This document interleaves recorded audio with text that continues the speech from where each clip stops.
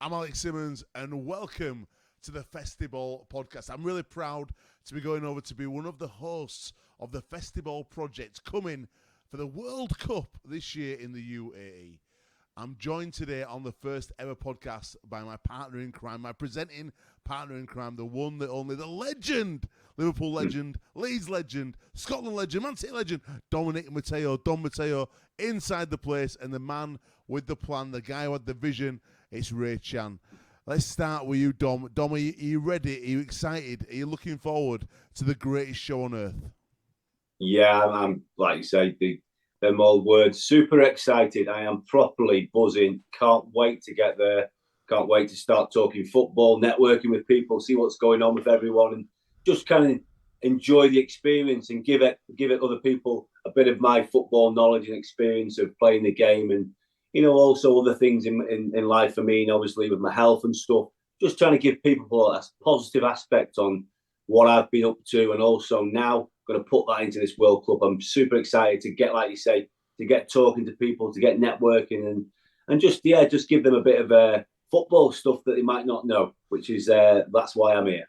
Dom, they always say the comeback is bigger than the setback, and you've had a huge comeback from serious health issues that could have cost you your life.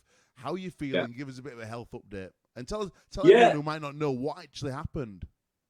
Yeah, listen, I'll just give it a brief, because obviously I know I don't want to take up too much of the time.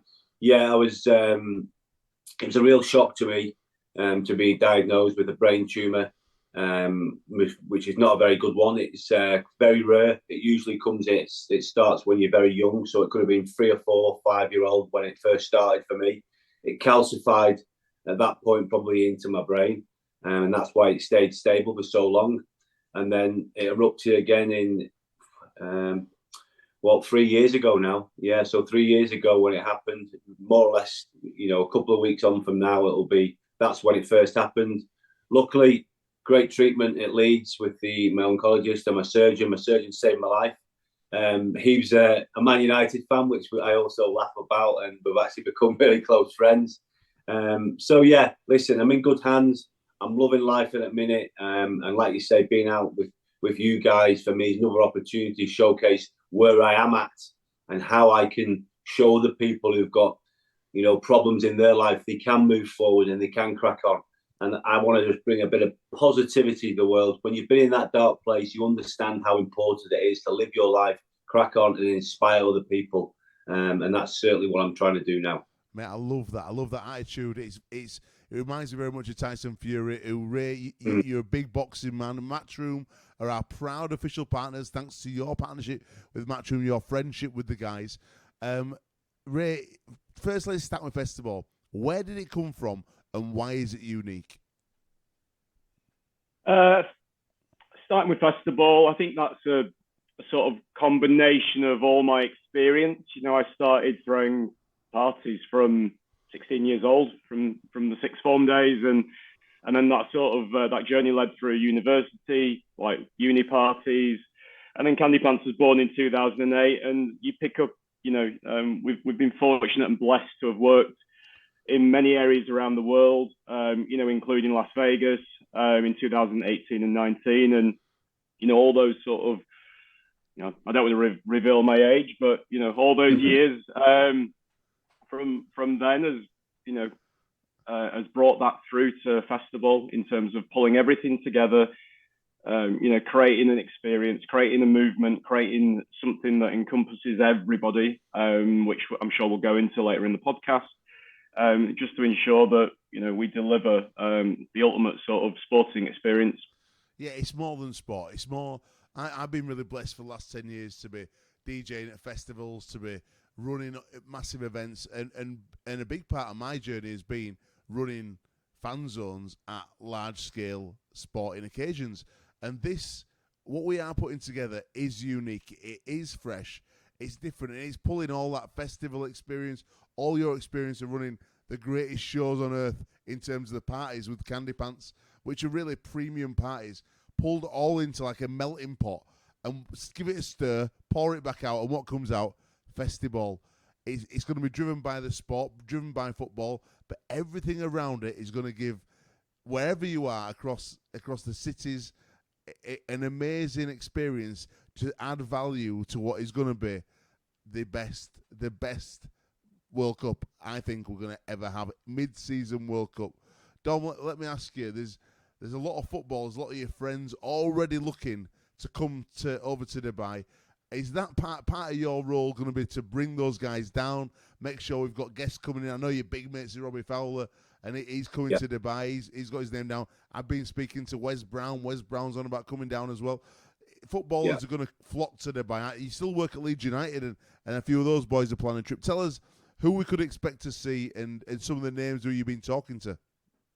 Yeah, I think the great thing is a lot of the players who haven't qualified to play in the World Cup for the countries, they'll probably have a couple of weeks. And I'm hearing a lot of them people heading towards Dubai because obviously it's so well liked by a lot of footballers. It seems to be the new place for a lot of the footballers to go. And no matter what time of year it is, even when it's 50 degrees, they still seem to go.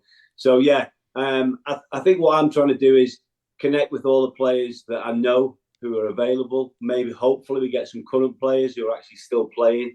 And also looking at a few of the older players as well who've played in World Cups and got some great experience and some stories to tell as well. Because I think that's sometimes what the fans want to hear. They like to hear them little stories, the little times when they're in the World Cup or they nearly played in the World Cup. And it's about bringing all that together and also having a bit of fun with it. And the guys I'm looking at trying to do it with is that type of person. So I'm going to really go into my look through the phone book, as they say, as we always do. Have a good look through that. I've already started that process.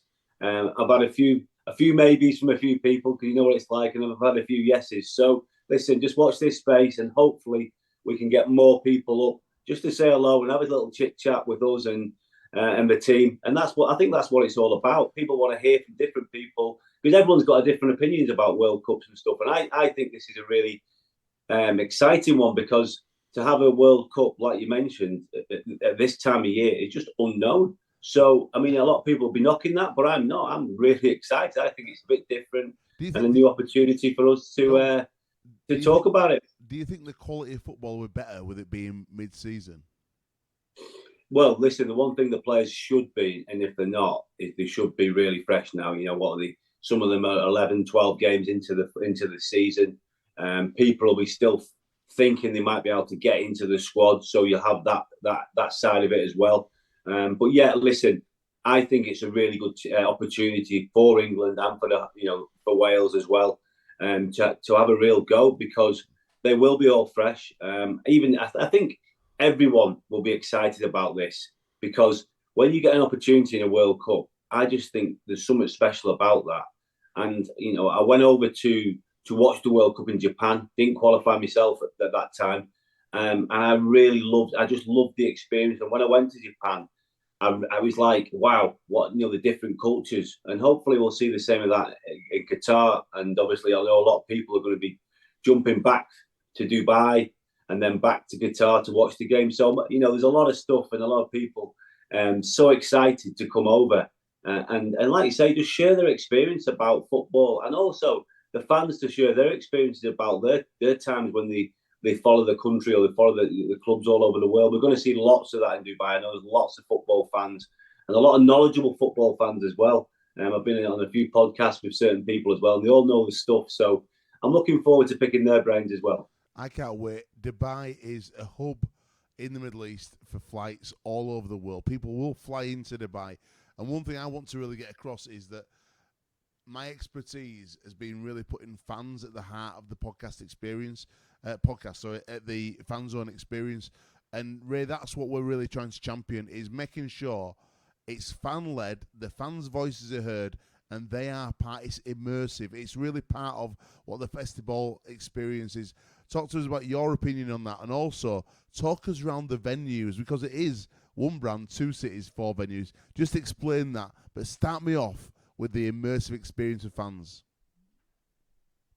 I mean, I think look, for me, I think this project is about, what you said there, the immersive experience. And what that kind of means is ensuring that, a sports fan, somebody that engages with the World Cup, I think that, this particular World Cup at this time of year is very unique. Equally, it's at a time where everyone's tuned into it. Sometimes I believe in the summer people are on holiday and like they've got different agendas. Yes, they watch the World Cup, but equally, in November, December, everyone's at home. Everyone's in sort of the Christmas spirit in that party season. So I think that everyone will be tuned in more than ever. So TV view rates will be higher. And from an event perspective, I think it's so important that we offer that connection to the fan. And we something I looked at when we got offered this project or started talking about this project in January is to ensure that we do something different and people aren't just turning up to a venue or a fan zone watching the game and just having a beer. I want to really join the dots between the game and the person sat there to ensure that they're engaged, they leave happy. If they leave happy, it means that we've created something special in terms of atmosphere. And then, I want them to leave drunk, hungover, and which means we've done our job. And then roll on the next day or the next game, right? So that's super important to me. I think it's about the art of conversation in the fact that we need people to come through that door, have a great experience, and tell their friends. To genuinely be the narrative around conversation, to be like, this is where I went to watch the game. It was amazing. This happened, this happened, this happened. It was just crazy. When the goal went in, it went off. And that's what's going to change people in terms of realizing that years of experience will pay off and deliver a really special kind of feeling on site and in the hearts and minds. And I just can't wait to, when you wake up next morning, you think, oh, I've got 4 games to do again. You go on social media and you're like, people tagging you, oh, it was amazing, thank you so much. And that's what makes it good for me. Talk about the venues, Ray, because there really is something for everyone with Festiball. Just explain how that's come about, because there were a lot of talk around it, and we kind of feel like we've got to a sweet spot. Yeah, the conversation started at the beginning of the year.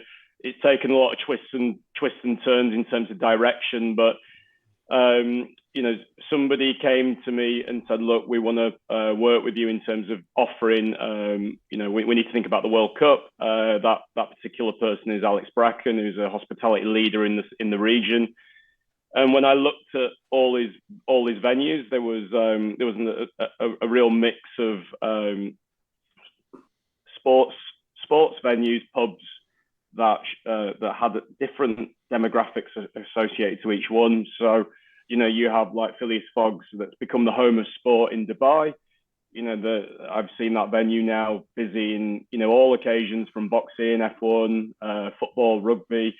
So we sort of looked at that first, and Phileas Fogg's itself has multiple zones, and that's how we're kind of breaking it down. So you've kind of got like the sort of pub inside and terrace. The terrace is beautiful. It's got a big backdrop over a golf course and then over the marina. And then they've got within that, they've got a steak restaurant and then an event space called the Arena. And that's where sort of we're going to channel the sort of fan zone experience and capture that energy. So I believe that looking at that venue and his wider group, where he's got sort of family venues that he's got a pub called the Notorious that's sort of maybe aimed at like your 40 plus. The scene in Pier 7, which has beautiful views of the Dubai Marina, but it's more family and sort of after work.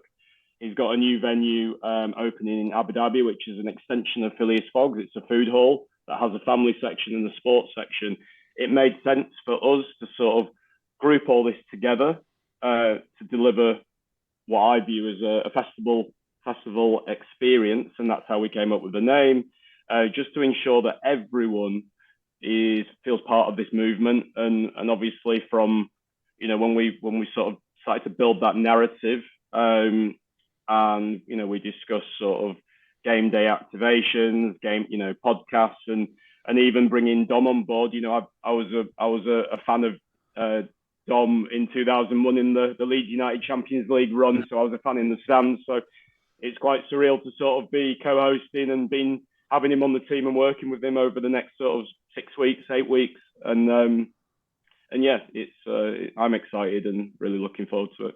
Dom, we're going to be doing loads of these podcasts. We're going to be really getting into the Yeah. nitty-gritty, letting people get to know you and the other presenters as well. We've got 2 other presenters to bring to the fore.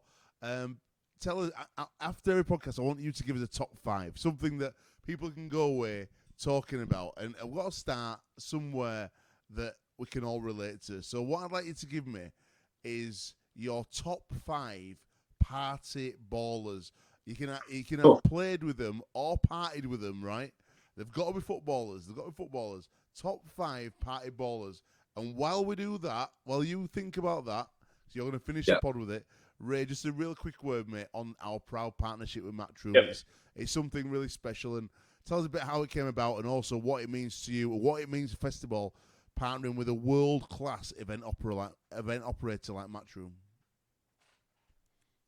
Yeah, I mean, close friends will know I'm a big boxing fan. I met the guys back in sort of 2013, 14 when we were doing a lot of events in the UK. And whenever a show happened in the UK, the guys would drop in, and we built that rapport over a few beers. I've watched Matchroom grow globally since then, and they've become sort of, in my opinion, one of the market leaders, if not the market leader in boxing. Eddie Hearn, Frank Smith, delivering. I think they're delivering 45 shows a year at the minute. Wow. And obviously, they've come into this region, so they've got a show on November 5th at the Etihad Arena in Abu Dhabi, Bivol versus Ramirez, and they reached out, say, 6 weeks ago, to align in terms of having an event experience partner. So we've got loads of activations. We're doing a Eddie Hearn Q&A in Dubai at Phileas Fogg's, and we're doing lots of sort of Halloween to Fright Night to Fight Night activations, with it being Halloween at the minute. Love that. So that's a huge partnership, and obviously, like it brings from their perspective, I think it brings the fight. It's not just about the fight fan. It's not just about the fight. It's delivering an experience on the way to the fight and after. And we've got I think we've got pre-fight night brunch in Abu Dhabi, and we're doing a mix of other things as well. Mate, outstanding. For me, it's really exciting because what it shows me is somebody like Eddie and Frank. They could sit back on the laurels. The business is huge. You're still trying to tweak and improve. They're still trying to get that 1% out to be better than they are yesterday, and I love that attitude. It's absolutely fantastic, and I can't wait to work with you and them on this fantastic project. Dom, let's finish us off in the nicest way possible. Talk to us about your top 5 party players, your party balls, people, and give us go from 5 to 1. Let's start at number 5. Who makes the cut? Well, I'm gonna go outside the box a little bit here because I'm gonna throw a boxer in because obviously we've just been talking. Yeah, we've just been talking about boxing. I know we all like our boxing. I like that. So I'm gonna throw in Josh Warrington, the Leeds Warrior. Yes. I'm gonna throw him in because if we've got any problems, Josh will just sort it all out. Worry. Loves his football. Huge Leeds United fan. I always see him at Ellen Road. He goes home and away, doesn't he? He actually goes home and away. He goes everywhere. I see him. Yeah, just and the thing is, I love his his attitude towards his boxing and the way he fights for his city. Absolutely love it, and he's been an outstanding ambassador. And I think he doesn't get enough credit, Josh. So just wanted to give him a big big thank you as well, Josh, because he's had me. I've done the ring walk with him as well, and that's a special moment for anyone. So I just wanted to throw a little curveball in with Josh Warrington because I bet he can play a bit as well. So I've thrown him as number 5 because I bet he likes a cheeky drink as well, Josh, at the right time. So, right, let's get down to the footballers now. So there's only 4 left here. So this next one actually loves a little night out in Dubai, I've heard. Yeah. One of the greatest players, one of the best goal scorers of all time for me. I'm going to say Mr. Ian Rushy, the absolute legend at Anfield. I mean, he is loved. One of the greatest goal scorers of all time. Did you play with him? Did you play with Rushy? Yeah, I did. Yeah. What was he like to you as a young boy coming through? How did he treat you? Treated us so well. Listen, they were tough with us when you're young lads, but you take that on the chin. You know, it's experience. Never nasty to you. Just told you straight. And I think that's what I liked as a young player. And I think the one thing I'd say about people like Rushy, that they always looked out for young lads. Rushy used to like to go out on a Thursday night. A little Thursday. You know, he and Rush could get away for Thursday because he was that good. But I think with people like Rushy, people forget that he wasn't just a great goal scorer. His part of his role, really, if you speak to people who played with him, he was the best defender, and he learned his trade. And when we were actually playing like little five-a-side games stuff, he'd play at the back. So he learned his trade because that's what he probably thought he had to improve on. And he was the best defender ever. Everyone thinks he was the greatest goal scorer, which he was. But I tell you what, he could defend as well, and he led. But yeah, and by the way, loves the night out, Rushy. I've put him to bed a few times.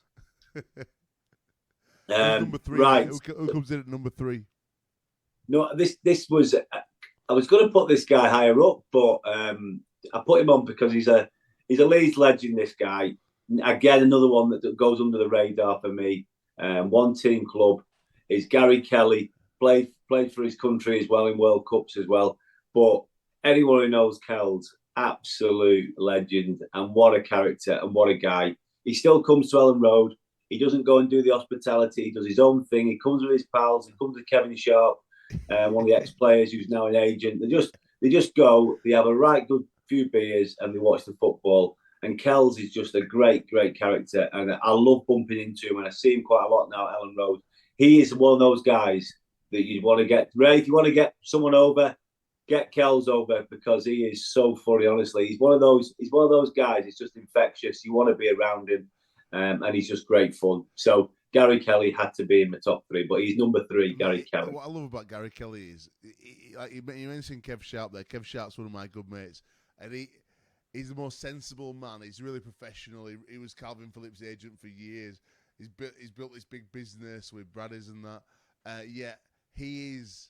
When he's around Gary Kelly, it's infectious madness. He completely loses it. He just like on the beers, on the Guinness, let's go mad, and they just love it. They see like 2 little boys running around again. Yeah, but yeah, it's just a great character. And I've always said about football, I do miss the characters. So hopefully, like you say, we can bring them people in. Hopefully as well, the characters, because I think people like to hear from the characters. And this next one I'm going to choose my number 2. Go on. I was going to put him number 1. It's Robbie Growler or Robbie Fowler, whatever you want to call him, or as he's called in Liverpool, God. I mean, it's not a bad nickname, is it? When you get called God, it's right up there. That, but Robbie's obviously one of my oldest mates in football. We grew up together. We learnt our trade together, really. Even though we're from different parts of Liverpool in a way. Just always had that connection with Robbie. Probably the most natural goal scorer I've ever played with. He just knew where that net was. And I've said this before, and I said he hit a football like Tiger Woods hit a golf ball. Honestly, they just made a different noise. That kind of whoosh, just that ping, like Tiger Woods pinged a golf ball. Robbie Fowler had that with football. It was incredible to witness it at such a young age. Bounced onto the scene, cocky scouser. Everyone took to him straight away. He had that little bit of attitude, but he wasn't like, in my opinion, big time at all. He just had that all about him that he could score goals and he didn't care who he was up against. And I remember he got his hat trick for Liverpool against. I'm trying to think. Who was it against? Arsenal. You know, against Bold, Adams, these top centre halves. He put 3 past them within about 5 minutes. I think it was at one point the quickest hat trick in the Premier League. I think somebody's beaten that now. But yeah, just a great lad. And I tell you what, if we can get him on at some point, because I know he is going to be in Dubai at some point. He has mentioned he's going to be over to see his daughter. It'd be so nice if we get him on for me and him to talk about it and have a bit of a laugh and tell a few stories. Because honestly, we had some fun together on some of our holidays we used to go on. Just brilliant. So Robbie Fowler at number 2 for me. And who makes the top? It's a coveted spot. There's some real big personalities, some big party ballers over the years. Who I need to know who is number 1? Number 1 of all time, Dominic Matteo, party ball of friends. I don't think anyone in the football world would think this is a bit of a shock. This guy is a gentleman, a character, a great footballer as well. Because everyone forgets that this guy was a great footballer as well. But could he party? I think there's only once or twice I actually put him to bed. The rest of the time, it was tough keeping up with this guy, and that is Neil Razor Ruddock, the legend that is Razor. He's some man, he's some character, and well, on a night out with Razor, all I can say is put your tin hat on and good luck, because he brings a lot to the table. And on the after dinner circuit as well, he's one of the best speakers as well. He's a great talker, and honestly, he's so infectious. I mean, he is a hard man. We all know that, but one of the kindest, nicest guys you'll ever meet. He is a brilliant person. Like you say, he was always so kind to my family, and I always respect things like that. I don't forget the time he spent with my mum and dad and stuff like that. He's a real good guy, a good egg, and what a funny man, though. He could drink like no tomorrow. Well, that is it. That's Dom Matteo's top 5 party ballers. Big thank you for tuning in for Festiball podcast number 1. It's done. It's done. 1 brand, 2 cities, 4 venues. The World Cup, the greatest show on earth, coming to the UAE, November 20th to December the 18th. Make sure you're joining us down in the arena, across Notorious, all the different venues. We're going to get into them a little bit deeper in podcast number 2, but keep joining us. Stay locked. Festiball is coming.